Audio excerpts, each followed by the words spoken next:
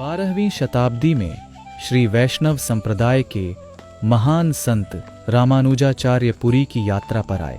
उस समय उड़ीसा में राजा गंगादेव का राज्य था, जो रामानुजाचार्य से बहुत प्रभावित थे। पुरी पहुंचकर रामानुजाचार्य ने देखा कि भगवान जगन्नाथ की पूजा कई अलग अलग तरीकों से हो रही थी। उन्हें चिंता हुई कि कुछ लोग बिना शास्त्रों के अनुसार और अलग जातियों से होकर भी पूजा में भाग ले रहे थे।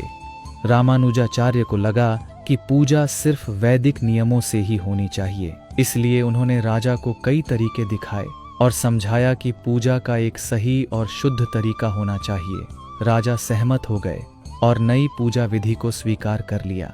हालांकि भगवान जगन्नाथ के कुछ सेवकों ने इस नए बदलाव का विरोध किया। उन्होंने राजा से प्रार्थना की कि पूजा का तरीका न बदला जाए, लेकिन राजा ने उनकी बात नहीं मानी और तिथि निश्चित की गई।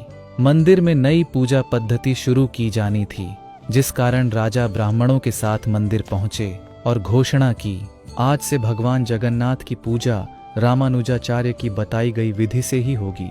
सभी लोग रामानुजाचार्य का इंतजार करने लगे, लेकिन वे कहीं नजर नहीं आए। राजा ने उन्हें ढूंढने का आदेश दिया। तब पता चला कि पिछली रात जब रामानुजाचार्य सो रहे थे, तभी भगवान जगन्नाथ खुद उनके सामने प्रकट हुए और कहा, मेरी पूजा विधि में परिवर्तन करने वाले तुम कौन होते हो? मेरे भक्तों को उसी विधि से मेरी पूजा करने दो जैसी कि प्रारंभ से हो रही है। मेरे एवं उनके बीच का संबंध तुम कभी नहीं समझ सकते, इसलिए उन्हें परेशान मत करो।